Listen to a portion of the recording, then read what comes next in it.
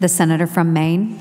Madam President, I ask unanimous consent that the quorum call be rescinded. Without objection. Madam President, I rise today to discuss two important issues. First, the Export-Import Bank. There's a lot about this place that puzzles me, but one of the things in this year that's puzzled me the most is the movement to somehow defund or end the Export-Import Bank. I just don't get it. This is an agency of the federal government that has been extraordinarily effective. It creates jobs in the U.S. It supports jobs. It supports American businesses. It supports small American businesses.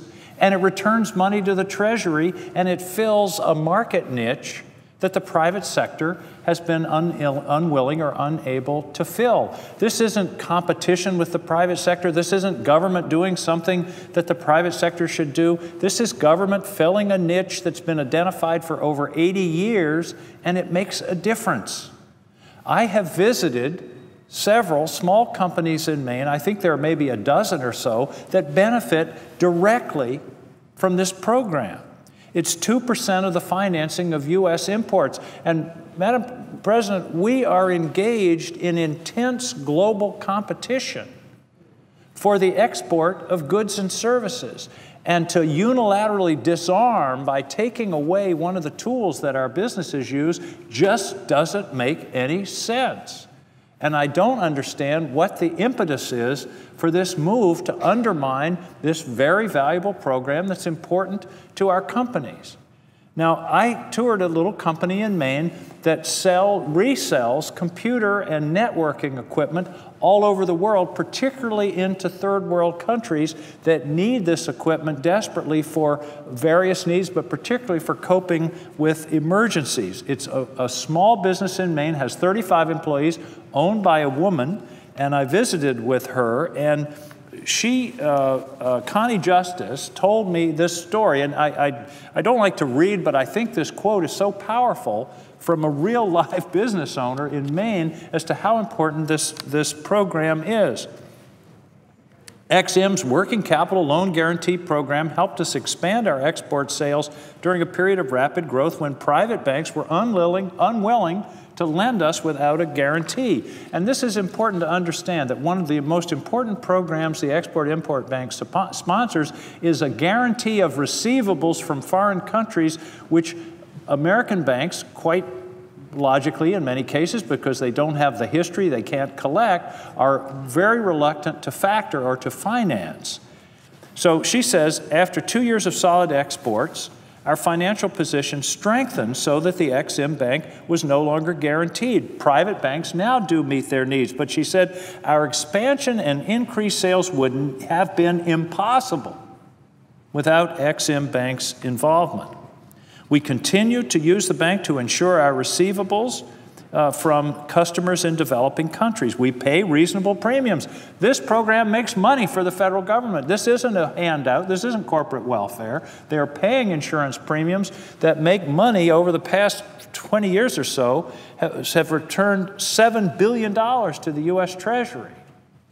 This makes money. She pays her premiums, and that is a positive for the United States taxpayers. Being able to offer open payment terms for U.S.-made goods opens previously inaccessible markets for us. Our major manufacturers, including HP, Dell, and Lenovo, have committed to making more systems domestically to comply with the EXIM Bank's Made in USA requirement for eligibility. This has a huge multiplier in U.S. employment. Since 2004, this company, Plants and International, has seen their export sales grow from 5 million to 35 million. Their staff's grown from 5 to 35. The payroll has increased to almost $2 million a year, and they use local suppliers for a broad range of services. She goes on to conclude, we've achieved this entirely through our export sales, and the Export-Import Bank has been a key partner in our success. Why would we want to let this very valuable program expire for some theoretical reason that, frankly, I just find inexplicable? It makes money for the American taxpayers. It's projected to continue to make money. My passion here is about its support for small businesses in Maine who otherwise could not make these sales into the international market. As I mentioned, allowing the Export-Import bank charter to expire is a kind of unilateral disarmament in an era of intense global competition. It makes no sense. 60 other countries have similar kinds of programs, and we take ours away. What we're doing is handcuffing our businesses while the rest of the world is moving forward with their programs to support exports. Madam President, I used to start speeches in Maine by saying simply 5%. And the people would look at me and say, what is he talking about, 5%?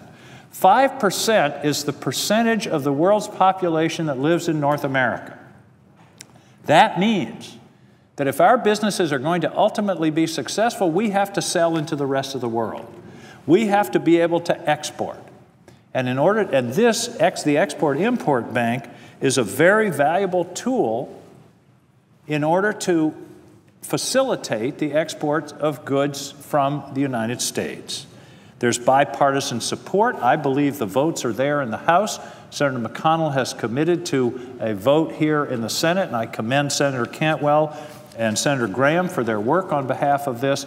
I just hope that we can bring this matter to a vote promptly, avoid the deadline of June 30th. I don't know why we can't do things around here before the night before.